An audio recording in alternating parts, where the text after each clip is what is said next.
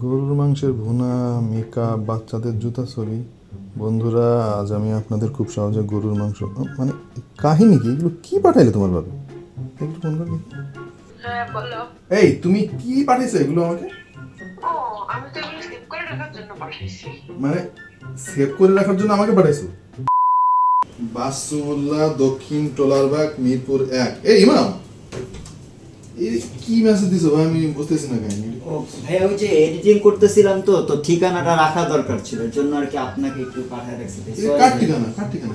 এমনি ভাই একজনের সাথে দেখা করতে যাব, আপনার কাছে আর কি দিয়ে রাখছি এমার্জেন্সি যাতে থাকে আর কি। মানে কাজ করতেছিলাম তো, এখন লিখে কই রাখবো, সময় তো পাচ্ছি না, তাই আর কি। মানে আমারে কি তোমরা মানে কি নোটবুক পাইছো নাকি? ফেসবুকের মতো হোয়াটসঅ্যাপও কিন্তু আমাদের প্রতিদিনের জীবনের একটা অংশ হয়ে গিয়েছে। আমি এমন অনেক মানুষ চিনি যারা ফেসবুক বা মেসেঞ্জার ব্যবহার করে না, কিন্তু হোয়াটসঅ্যাপ ব্যবহার করে। এর কারণ হচ্ছে হোয়াটসঅ্যাপ খুব সিম্পল, খুব সহজে ব্যবহার করা যায়, অডিও কল করা যায়, ভিডিও কল করা যায়, খুব সহজে চ্যাটিং করা যায়। সো এইসব কারণে খুবই পপুলার হোয়াটসঅ্যাপ। আজকে আমরা হোয়াটসঅ্যাপ নিয়ে দারুণ একটা ভিডিও আপনাদের সামনে উপস্থাপন করব এবং কিছু ট্রিক্স শেয়ার করব যেগুলো আপনাদের মধ্যে অনেকেরই উপকারে আসতে পারে। আপনাদের মধ্যে হয়তো অনেকেই আছেন যে এই ট্রিক্সগুলো জানেন না। এইগুলো যদি কাজে লাগাতে পারেন তাহলে আপনার হোয়াটসঅ্যাপের অভিজ্ঞতা আরও এক ধাপ বেড়ে যাবে। আসসালামু আলাইকুম প্রিয় দর্শক, আমার নাম ওয়াহিদ আর আপনারা দেখছেন আপনাদের ভালোবাসা চ্যানেল টিটিপি, মানে টাইনা টুইনা পাস। আমি জানি হোয়াটসঅ্যাপ ব্যবহারকারীদের মধ্যে অনেকেই আছেন যাদের নাম্বার সেভ না করে যে মেসেজ পাঠানো যায় না, এই ব্যাপারটা খুবই বিরক্তিকর লাগে, আমারও লাগে ভাই। আজকে আপনাদের এই সমস্যার সমাধান আমি করে দেবো। আজকে এমন একটা ট্রিক্স আপনাদেরকে শেখাবো যার মাধ্যমে আপনি কারো নাম্বার সেভ না করেই তাকে মেসেজ পাঠাতে পারবেন। ইয়েস, সো সিম্পল, আপনি নিজেও কল্পনাও করতে পারবেন না, ব্যাপারটা এতই সহজ। চলেন দেখে আসি কিভাবে এটা করবেন। এবং এটার জন্য প্রথমেই আপনাকে যেটা করতে হবে, আপনার যে কোনো একটা ব্রাউজারে ঢুকে পড়ুন। তারপর এখান থেকে মানে whatsapp.me এইটা লিখে জাস্ট একটা অবলিক দিবেন। তারপরে যে নাম্বারে আপনি মেসেজ পাঠাতে চান সেই নাম্বারটা লিখবেন। তবে খেয়াল রাখবেন যেন অবশ্যই আপনি কান্ট্রি কোডটা দেন, যেমন +88 হচ্ছে আমাদের কান্ট্রি কোড। এবার ফোন নাম্বারটা দিবেন, যেমন আমি এই মুহূর্তে একটা নাম্বার দিয়েছি, যদি কপি করা থাকে আপনি এখানে পেস্ট করতে পারবেন। ব্যাস, আপনার কাজ প্রায় শেষ। এইবার নেক্সট বাটনে ক্লিক করুন। সঙ্গে সঙ্গে আপনাকে একটা নোটিফিকেশন দিবে যে continue to chat. So continue to chat click করার সাথে সাথে দেখবেন যে আপনার ফোনে যদি হোয়াটসঅ্যাপ ইনস্টল করা থাকে সরাসরি ওই নাম্বারে অ্যাক্সেস করবে এবং এখান থেকে আপনি মেসেজ পাঠাতে পারবেন।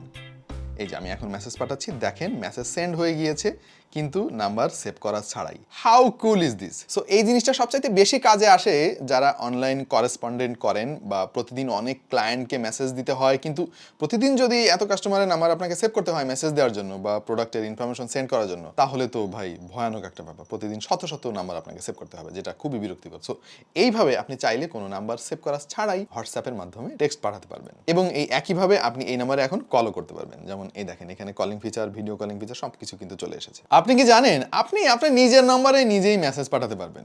এই জিনিসটা কাজে আসে যখন কোনো একটা কিছু আপনার নোট করার দরকার হয়, ইমিডিয়েটলি কোনো একটা লিঙ্ক বা কিছু একটা আপনার মানে কোথাও রাখা দরকার, আপাতত সময় নাই।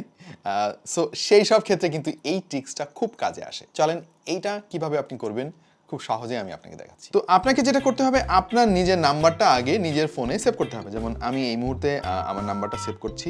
এখন আমার ফোন নাম্বার আমার কন্ট্যাক্টসে অ্যাড হওয়ার পরেই দেখবেন এইখানে হোয়াটসঅ্যাপের অলরেডি শর্টকাট চলে এসেছে। আমি এখান থেকে মেসেজ লিখবো এবং নিজেকেই নিজে মেসেজ লিখবো। এখানে আমি টেক্সট মেসেজ পাঠাচ্ছি, দেখেন মেসেজ সেন্ড করার সাথে সাথে এখানে কিন্তু রিসিভও হয়ে গিয়েছে, তার মানে আমার মেসেজ আমি নিজেই মাত্র পড়েছি। সো আপনারা যারা হোয়াটসঅ্যাপে বন্ধু বান্ধব আত্মীয় স্বজন অনেকের নাম্বারে মানে হুদায় মানে ড্রাফট সেভ করার জন্য বিভিন্ন রকম মেসেজ সেন্ড করে রাখেন, ছবি সেন্ড করে রাখেন, তারা অন্তত এখন থেকে মুক্তি পাবেন, কারণ আপনি নিজেকেই নিজে মেসেজটা পাঠিয়ে রাখেন। তাহলে পরবর্তীতে যখন ওই লিঙ্ক বা ওই ছবি বা দরকারি যাই হোক না কেন কোনো একটা নোট আপনি যে কোনো মুহূর্তে আবার পেয়ে যাবেন। এটা যদি আপনি অন্য কোনো ফোনে আবার লগ ইন করেন আপনার হোয়াটসঅ্যাপ আইডি দিয়ে, সব মেসেজ সেখানেই পেয়ে যাবেন। এইবার আপনার হোয়াটসঅ্যাপকে কিভাবে নিরাপদে রাখবেন, মানে অন্য কেউ যদি লগ ইন করে আপনি কিভাবে জানতে পারবেন, এইরকম একটা টিপস আপনাকে শেখাবো। কারণ আপনার হোয়াটসঅ্যাপ তো যে কোনো মুহূর্তে বেদখল হয়ে যেতে পারে।